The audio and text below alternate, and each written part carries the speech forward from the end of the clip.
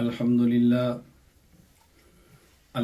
لله نحمده ونستعينه ونستغفره ونؤمن به ونتوكل عليه ونعوذ بالله من شرور أنفسنا ومن سيئات أعمالنا من يهده الله فلا مضل له ومن يضلل فلا هادي له ونشهد أن لا إله إلا الله وحده لا شريك له ونشهد أن سيدنا ومولانا محمدا عبده ورسوله أما بعد فأعوذ بالله من الشيطان الرجيم بسم الله الرحمن الرحيم فالصالحات قانتات حافظات للغيب بما حفظ الله يا رب صل وسلم دائما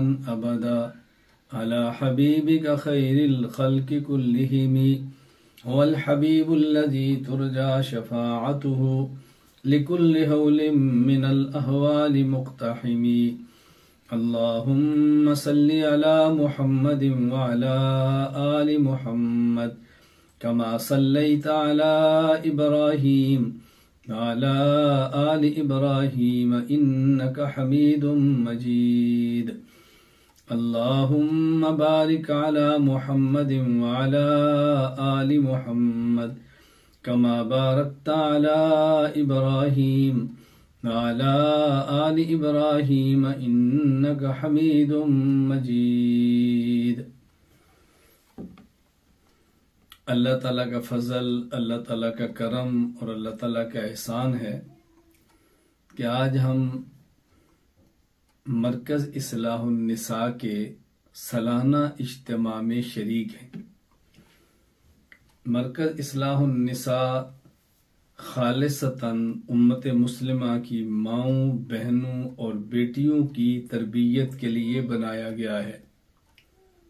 ہم چونکہ مسلمان ہیں، اللہ رب العزت کی ذات کو مانتے ہیں، تمام انبیاء علیہ السلام پر ایمان لاتے ہیں، رسول اکرم صلی اللہ علیہ وسلم کو نبی اور آخری نبی مانتے ہیں، قرآن کریم کو وحی اور آخری وحی مانتے ہیں، اور اس امت کو آخری امت سمجھتے ہیں۔ اس لیے اللہ تعالیٰ کے احکامات جو رسول اکرم صلی اللہ علیہ وسلم کے مبارک واسطہ سے ہمیں ملے ہیں، ان پر عمل کرنا ضروری سمجھتے ہیں۔ بحیثیت مسلمان شریعت پر عمل کرنا یہ ہر مرد، ہر عورت کی ذمہ داری ہے، لیکن شریعت پر عمل کرنے کی دو ہی صورتیں ہیں، یا انسان شریعت کو جانتا ہو اور یا شریعت جاننے والے کی بات کو مانتا ہو۔ جو انسان شریعت کو جانتا بھی نہیں اور شریعت جاننے والے کی بات کو مانتا بھی نہیں، وہ شریعت پر عمل کیسے کرے گا؟ مدارس اسی وجہ سے بنائے جاتے ہیں کہ شریعت کو پڑھا جائے، شریعت اسلامیہ کو جانا جائے، دین اسلام کا علم حاصل کیا جائے۔ اسی مقصد کے لیے مرکز اصلاح النساء کو قائم کیا گیا ہے۔ الحمدللہ میرے اللہ کا بہت بڑا کرم ہے، اللہ کا بہت بڑا احسان ہے۔ ابھی آپ ماؤں، بہنوں اور بیٹیوں نے دیکھا ہے کہ کس طرح خوبصورت انداز میں بچیوں نے قرآن کریم کی تلاوت کی ہے، کس طرح خوبصورت انداز میں بچیوں نے نعتیں پڑھی ہیں، اور کس طرح خوبصورت انداز میں بچیوں نے آپ کے سامنے تقریریں کی ہیں، معلمات نے بھی کی ہیں، آپ نے سنی ہیں۔ اللہ تعالیٰ عمل کی توفیق عطا فرمائے۔ میں اس موقع پر بالکل بات کے آغاز میں وہ تمام بچیاں جو یہاں پڑھتی ہیں ان کے لیے دعا کرتا ہوں، اللہ تعالیٰ ان کو علم اور عمل کی توفیق عطا فرمائے، ان کو اپنے والدین، اپنی معلمات، اپنے خاندان کے لیے صدقہ جاریہ بنائے۔ جن والدین نے اپنی بچیوں کو پڑھنے کے لیے مرکز اصلاح النساء میں بھیجا ہے، اللہ تعالیٰ ان کو ان کی شان، اللہ اپنی شان کے مطابق ان کو اجر عطا فرمائے، اور وہ تمام معلمات جو پڑھا رہی ہیں، ان بچیوں کے لیے انتظامات کر رہی ہیں، اللہ تعالیٰ ان معلمات کو بھی اپنی شان کے مطابق اجر عطا فرمائے، اور دنیا بھر میں بسنے والے وہ تمام حضرات اور تمام خواتین جو ان بچیوں کے لیے مالی معاونت کرتی ہیں، ان کی کفالت کرتی ہیں، ان کے لیے اسباب بھیجتی ہیں، اللہ تعالیٰ ان سب کو اپنی شان کے مطابق اجر عطا فرمائے۔ تو مرکز اصلاح النساء میں بنیادی طور پر جو تعلیم دی جاتی ہے وہ ہے قرآن کریم کو پڑھنا، قرآن کریم کو سمجھنا، قرآن کریم کو یاد کرنا۔ بہت ساری بچیاں قرآن کریم ناظرہ پڑھ رہی ہیں، بعض بچیاں قرآن کریم حفظ کر رہی ہیں، اور بعض بچیاں مزید کتب دین اسلام پڑھ رہی ہیں، ہمارا جو کورس ہے اس کو مکمل کر رہی ہے۔ ہمارے اس مرکز اصلاح النساء میں آنے والی بچی اور بھیجنے والی والدہ یہ پورا یقین کر لے کہ یہاں دین پڑھایا جاتا ہے۔ ہم اسکول اور دوسری تعلیم کا آپ سے وعدہ نہیں کرتے، اگر پڑھا سکے تو پڑھائیں گے، نہ پڑھا سکے تو نہیں پڑھائیں گے۔ ہاں البتہ دینی تعلیم کا وعدہ کرتے ہیں کہ ہم انشاءاللہ العزیز دینی تعلیم اس مرکز اصلاح النساء کے اندر دیتے ہیں اور انشاءاللہ دیتے رہیں گے۔ تو ہم نے چونکہ شریعت پر عمل کرنا ہے، اور شریعت پر عمل کرنے کے لیے ضروری ہے شریعت کو جاننا یا شریعت جاننے والے کی بات کو ماننا۔ میں اس وقت گفتگو چونکہ اپنی ماؤں، بہنوں اور بیٹیوں سے کر رہا ہوں، یوں سمجھے کہ میری آج کی گفتگو کا اصل میری گفتگو کا جو مخاطب ہیں وہ ہماری خواتین ہیں۔ میں انہی کے متعلقہ کچھ باتیں عرض کرنا چاہتا ہوں۔ میں نے قرآن کریم کی تلاوت کی ہے، فالصالحات قانتات حافظات للغیب بما حفظ اللہ، جس کا ترجمہ کیا ہے کہ نیک عورتیں اپنے خامد کی اطاعت کرتی ہیں، اور نیک عورتیں اللہ تعالیٰ کی توفیق کے سبب خامد کی عدم موجودگی میں اور خامد کے پاس نہ ہونے کی صورت میں خامد کے مال اور اپنی عزت کی حفاظت کرتی ہیں۔ یہ اللہ تعالیٰ نے نیک عورت کی دو صفتیں بہت بنیادی بیان فرمائی ہیں۔ دیکھیں ہمارے ہاں یہ جو دنیا میں انسانی معاشرہ ہے، اس کے بنیادی دو فرد ہیں، ایک مرد ہے اور ایک عورت ہے۔ اللہ تعالیٰ نے حضرت آدم علیہ السلام کو پیدا فرمایا، اور آدم علیہ السلام کو پیدا فرمایا اور اعلان فرمایا انی جاعل فی الارض خلیفہ، کہ میں آدم کو دنیا میں بطور خلیفہ اور بطور نائب کے پیدا کر رہا ہوں، یہ میرے احکام کو دنیا میں نافذ کرے گا، میرے دین کو دنیا میں انسانوں تک پہنچائے گا، یہ دنیا کے نظام کو میرا نائب بن کے چلائے گا۔ حضرت آدم علیہ السلام کے ساتھ بطور معاون اور آدم علیہ السلام کو سہولت دینے کے لیے اللہ تعالیٰ نے حضرت حوا کو پیدا فرمایا۔ اگر یہ کہہ دیا جائے کہ اس دنیا میں سب سے پہلا جو انسانوں کا رشتہ ہے وہ رشتہ خامد اور بیوی کا ہے تو یہ بات بے جا نہیں۔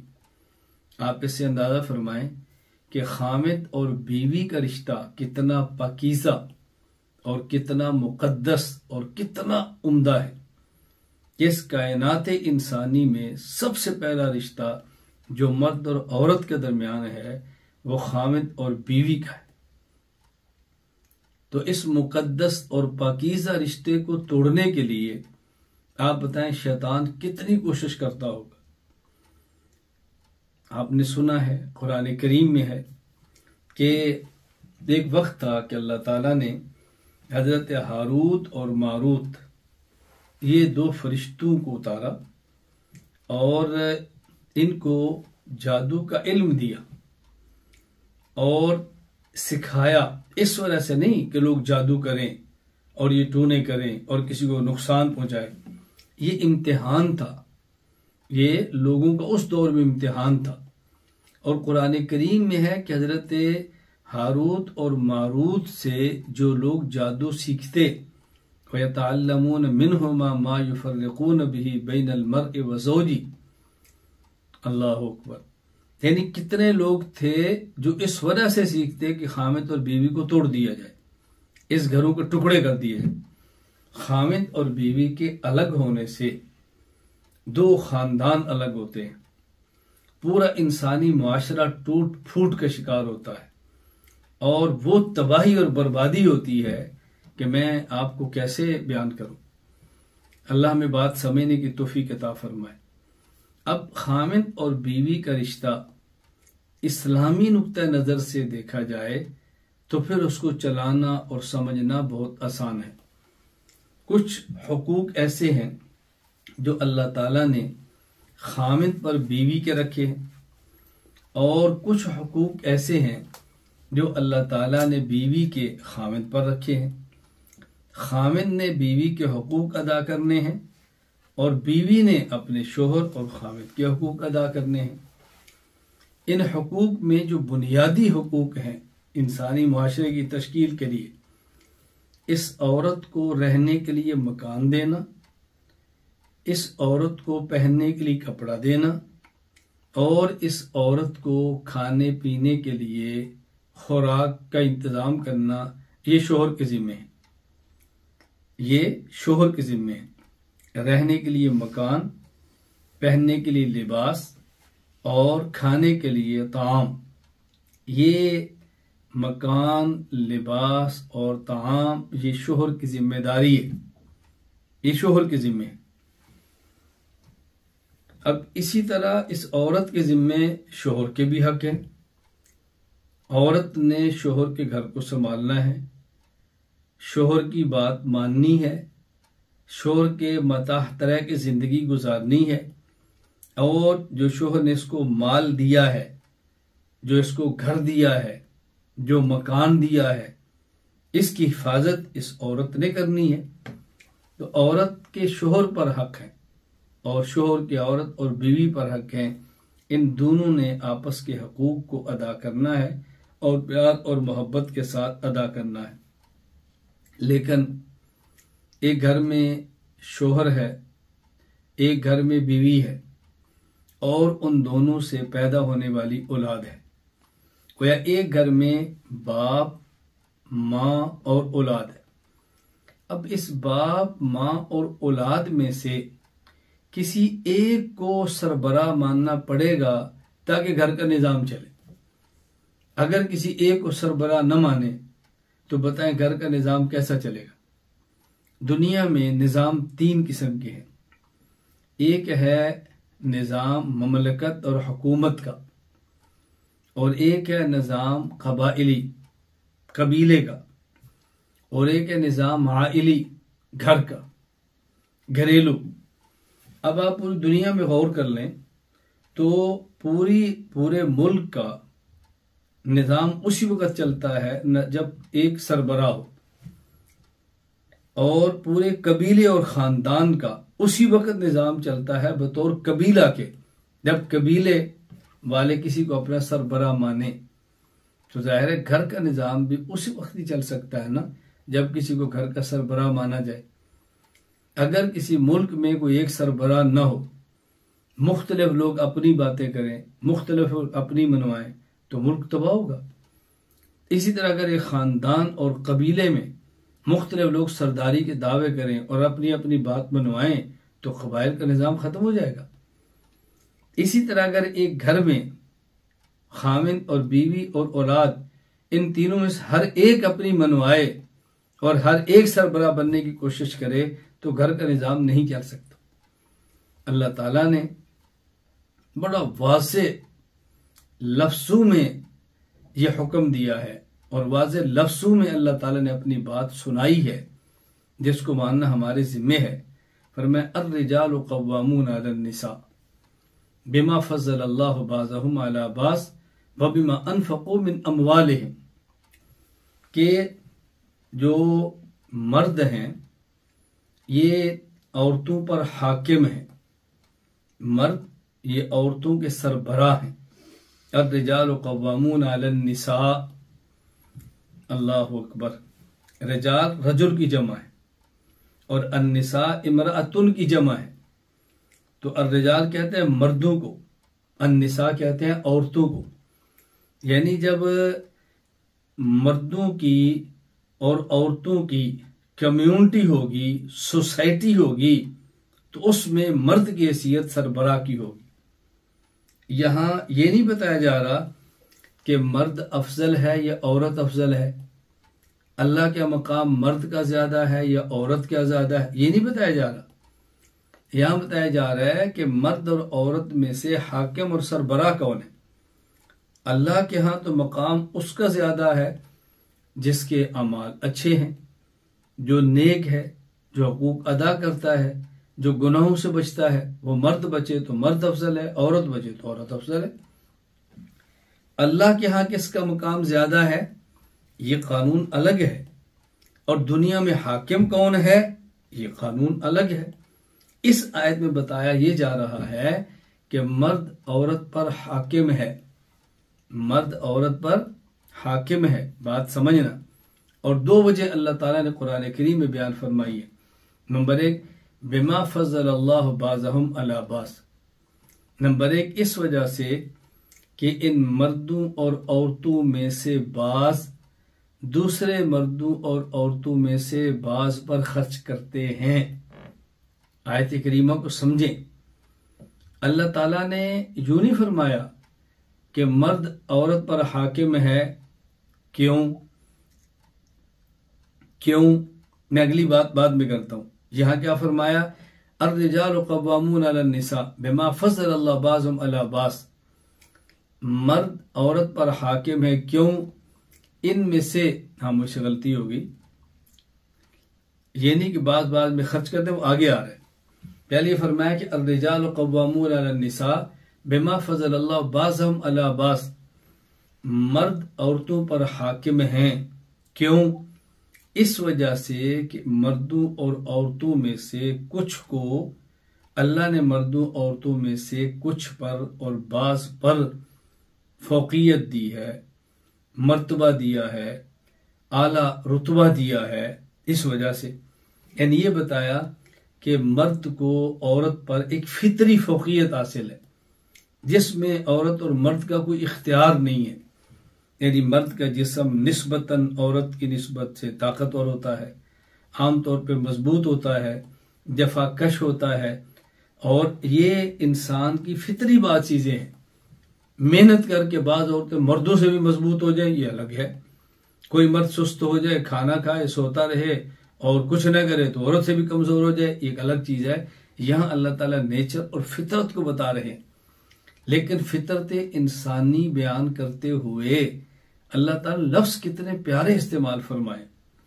فرمایا بما فضل اللہ بعضهم علی بعض، یا یوں نہیں فرمایا بما فضل اللہ الرجال علی النساء، کہ مرد عورت پر حاکم ہے۔ کیوں؟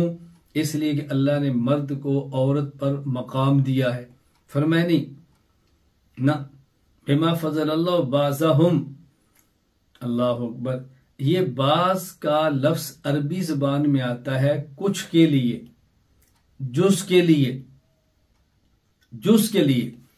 تو یہاں یہ بتایا ہے کہ دیکھو، مرد عورت سے ہے، عورت مردوں سے ہے، یہ ایک دوسرے کا جز ہیں، ایک دوسرے کا حصہ ہیں، ایک دوسرے سے جدا نہیں ہیں۔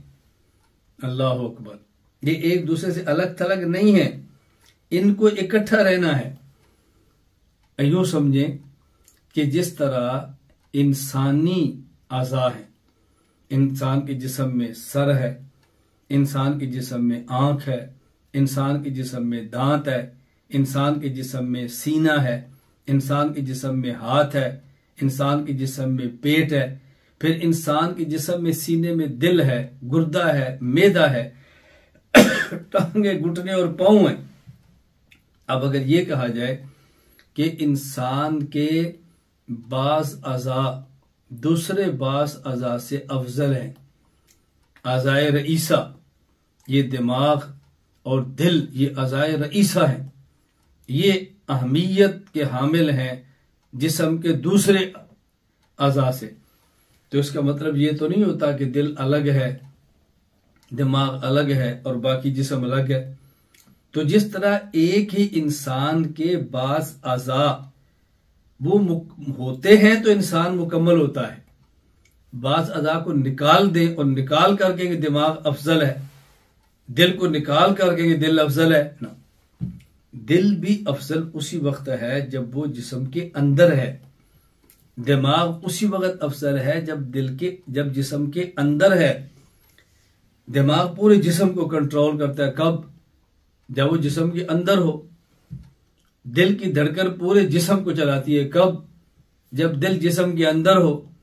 الگ کر دے تو دماغ جسم پر کنٹرول نہیں کرتا، الگ کر دے تو انسانی جو دل ہے وہ پورے انسان کو حرکت میں نہیں لاتا۔ تو یہ مرد عورت پر حاکم ہے، کب؟ جب مرد اور عورت ہوں گے گھر میں، جب اکٹھے ہوں گے، معاشرے میں رہتے ہوں گے تو تبھی ہوں گے نا، یہ تو نہیں گھر میں عورت ہو ہی نہ اور کوئی جو مرد حاکم ہے۔ معلوم ہوا کہ گھر کا نظام تب ہی چلنا ہے کہ جب مرد اور عورت دونوں نے ہونا ہے، دونوں میں سے ایک کو سربراہ ماننا پڑے گا تو پھر یہ کام چلے گا، وگرنہ کام نہیں چلتا۔ تو اللہ تعالیٰ فرما رہے ہیں کہ مرد عورت پر حاکم ہے، کیوں؟ ایک تو اس وجہ سے کہ اللہ تعالیٰ نے مرد کو عورت پر فطرت کے اعتبار سے طاقت، قوت، اہمیت، فوقیت اور فضیلت دی ہے۔ نمبر 2، وَبِمَا أَنفَقُوا مِنْ أَمْوَالِهِمْ، دوسری وجہ یہ بیان فرمائی کہ مرد عورت پر خرچ کرتا ہے، مرد عورت کو مکان دیتا ہے، مرد عورت کو کھانا دیتا ہے، مرد عورت کو لباس دیتا ہے، اور ظاہر ہے جو ہاتھ خرچ کرے وہ اس ہاتھ سے افضل ہے جو خرچ لیتا ہے۔ ایک پیسہ دینے والا ہے، ایک پیسہ لینے والا ہے، تو پیسہ دینے والا پیسہ لینے والے سے اوپر ہوتا ہے نا، پیسہ لینے والا نیچے ہوگا تو اس کا مقام تو اس سے کم ہوگا، فطری چیز ہے نا۔ اب یہاں اس بات کو اچھی طرح سمجھ لیں، یہ ہے گھر کے نظام کو چلانے کے لیے، یہ ہے گھر کے سسٹم کو بنانے کے لیے کہ ہمیں چاہیے خواتین کو کہ وہ مرد کو اپنا سربراہ تسلیم کریں اور دل و جان سے تسلیم کریں تاکہ گھر کا نظام اچھے طریقے پر چلتا رہے۔ پھر اللہ تعالیٰ نے قرآن کریم میں مرد اور عورت کے لیے جو لفظ استعمال فرمائے بہت پیارے ہیں۔ فرمایا ہن لباس لکم وانتم لباس لہن، مرد عورت کا لباس ہے اور عورت یہ مرد کا لباس ہے، شوہر بیوی کا لباس ہے اور بیوی شوہر کا لباس ہے۔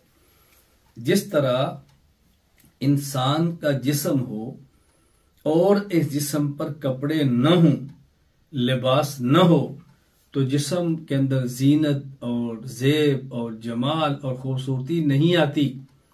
انسانی جسم کا حسن اور جمال اور خوبصورتی وہ لباس کے ساتھ ہے۔ تو بتا دیا کہ شوہر کی خوبصورتی بھی بیوی کے ساتھ ہے اور بیوی بھی خوبصورتی شوہر کے ساتھ ہے۔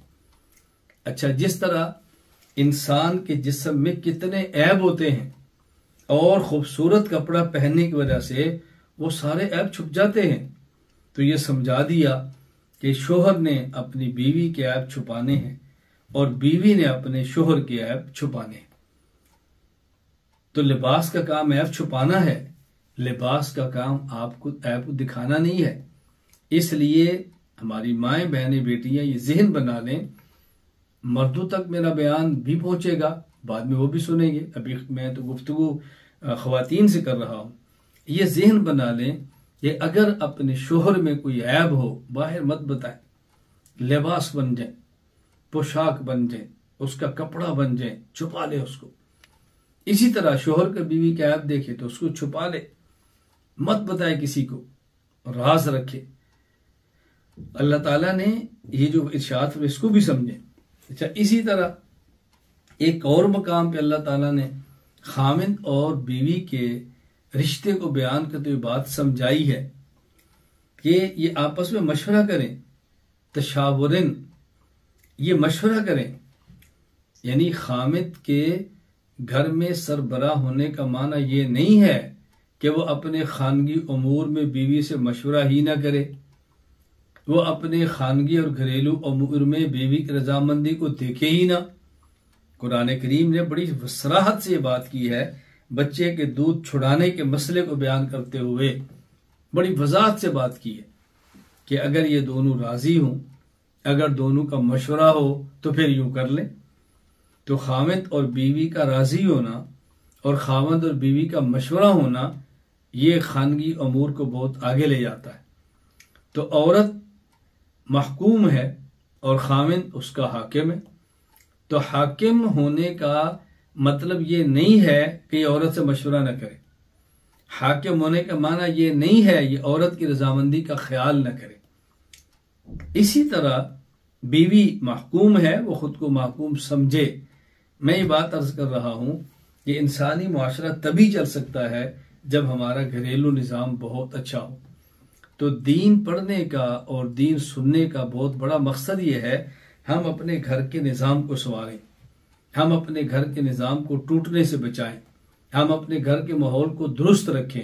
جب خامد اور بیوی کے درمیان محبت اور پیار اور رضامندی کا تعلق ہوتا ہے تو اولاد کی تربیت بہت آسان ہو جاتی ہے، اور جب ان میں ہم آہنگی نہ ہو تو پھر اولاد کی تربیت بہت مشکل ہو جاتی ہے.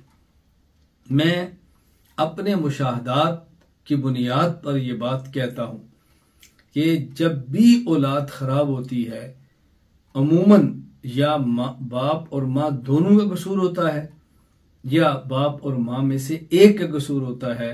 ایسا بہت کم ہوتا ہے کہ ماں اور باپ میں سے کسی کا بھی قصور نہ ہو اور اولاد خراب ہو جائے. ایسا بہت کم ہوتا ہے، بہت کم ہوتا ہے.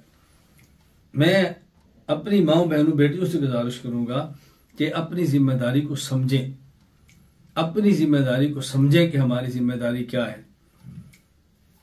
اللہ تعالیٰ نے جو باتیں سمجھائی ہیں اپنے پیارے حبیب صلی اللہ علیہ وسلم کے واسطہ سے، اور خود پیارے حبیب صلی اللہ علیہ وسلم نے ہمیں اپنی خانگی اور گھریلو زندگیوں میں جو اپنی عملی اور عقل سے تعلیم دی ہے، ہم اس بات کو سمجھنا چاہیے کہ ہم نے کس طرح اس کو اپنی زندگی میں لانا ہے، کس طرح اس پر عمل کرنا ہے. مرکز اصلاح النساء کا بنیادی مقصد بھی یہی ہے. ہم یہاں پر قرآن کریم پڑھیں، قرآن کریم کا ترجمہ پڑھیں، احادیث مبارکہ پڑھیں، فقہ پڑھیں، عقائد پڑھیں اور اپنی زندگی کو اس کے مطابق لانے کی کوشش کریں. اپنی زندگی کو اس کے مطابق ہم ڈالنے کی کوشش کریں. ہمیں اس کا بہت زیادہ خیال کرنا ہے. آپ سالانہ اجتماع کے اندر آئی ہیں، اللہ تعالیٰ آپ کا آنا قبول فرمائے، اللہ تعالیٰ آپ کی جائز حاجات کو پورا فرمائے، اللہ تعالیٰ آپ کو جائز خوشیاں عطا فرمائے، اللہ تعالیٰ جائز خوشیاں دے کر ناجائز خوشیوں سے محفوظ رکھے، اللہ تعالیٰ رزق حلال عطا فرما کے رزق حرام سے ہم سب کو محفوظ رکھے.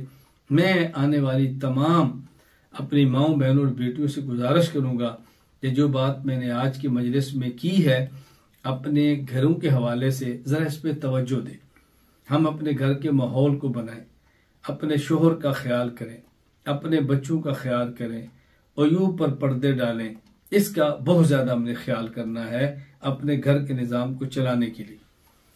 دوسری بات میں یہ گزارش کروں گا کہ ہم اس بات کا بہت اہتمام کریں کہ قرآن کریم پڑھنا ہماری اولاد کے ذمے ہے، لیکن اولاد سے پہلے قرآن کریم پڑھنا ہمارے ذمے ہے.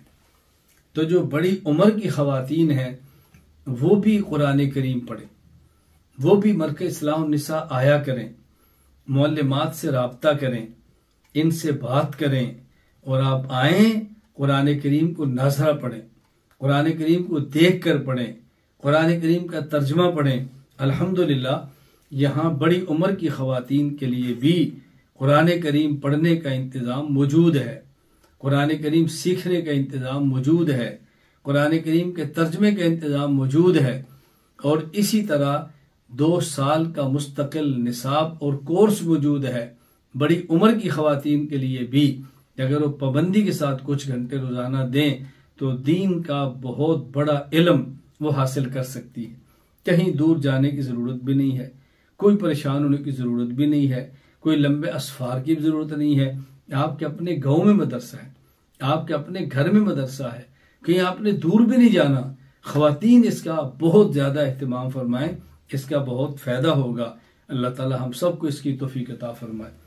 اور میری تیسری گزارش یہ ہے اپنی خواتین ماؤں بہنوں اور بیٹیوں سے کہ ہم پوری نیت کریں کہ مدرسہ بن گیا ہے، الحمدللہ چل پڑا ہے، لوگ اسے فائدہ اٹھا رہے ہیں، ہم اپنی بچیوں کو مدرسے میں بھیجیں اور ان کو دینی تعلیم دیں۔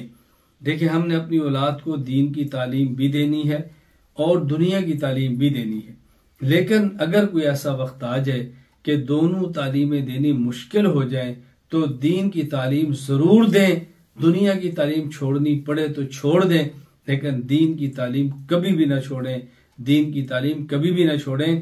یہ دین کی تعلیم دنیا میں بھی کام آئے گی اور دین کی تعلیم موت کے بعد قبر میں بھی کام آئے گی اور دین کی تعلیم قیامت کے دن حشر میں بھی کام آئے گی۔ اس وقت احساس ہوگا کہ دینی تعلیم حاصل کرنے کا فائدہ کیا ہے۔ پھر یہی ہمارے چھوٹے بچے اور بچیاں، یہی والدین کے لیے راحت بنے گے، یہی والدین کے لیے سکون بنے گے، یہی والدین کی خدمت کریں گے۔ کب؟ جب ان کو یہ پتہ چلے گا کہ والدین کی خدمت کرنا ثواب کا کام ہے، والدین کے لیے سہولت کا ذریعہ بننا اجر کا کام ہے، والدین کے لیے سکون اور راحت کا سبب بننا، ذریعہ بننا، اس سے اللہ راضی ہوتے ہیں، اللہ کا رسول صلی اللہ علیہ وسلم راضی ہوتا ہے، ہماری دنیا آخرت اس سے بنتی ہے، تو یہ والدین کے سکون کا سبب بنیں گے۔ لیکن یہ تبھی ہوگا کہ جب ہم اپنی بچیوں کو دین پڑھائیں گے، اپنے بچوں کو دین پڑھائیں گے، اور جب یہ دین نہیں پڑھیں گے تو یہ دین نہ پڑھنے کی وجہ سے والدین کی خدمت بھی نہیں کریں گے، اپنے گھر کے ماحول کو بھی خراب کریں گی، اس کا نقصان ہوگا۔ ہم ذرا اس کا خیال کریں کہ اپنی بچیوں کو بطور خاص ہم دین کی طرف متوجہ کریں، اس کا بہت زیادہ خیال کریں، اس میں کمی اور کوتاہی نہیں کرنی۔ نمبر 4، میں آپ تمام خواتین سے اور آنے والی ماؤں بہنوں بیٹیوں سے گزارش کروں گا کہ ہمارے ہاں سب سے اہم خوشی کا موقع وہ یا بچے کی پیدائش ہوتی ہے اور یا بچے کی شادی ہوتی ہے، اور سب سے زیادہ غم کا موقع وہ کسی بچے اور رشتہ دار کی دنیا سے جانے کا وقت ہوتا ہے۔ تو خوشی کے موقع سب سے بڑے 2 ہوتے ہیں، نمبر 1 ولادت پیدائش اور نمبر 2 نکاح اور شادی، اور غم کا سب سے بڑا موقع وہ کسی کا دنیا سے جانا کا وقت ہوتا ہے۔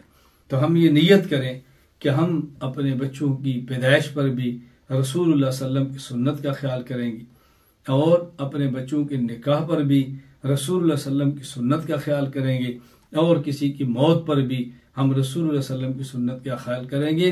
ہم چونکہ مسلمان ہیں، ہم نے ہر حال میں اپنے پیغمبر کی سنت کو دیکھنا ہے۔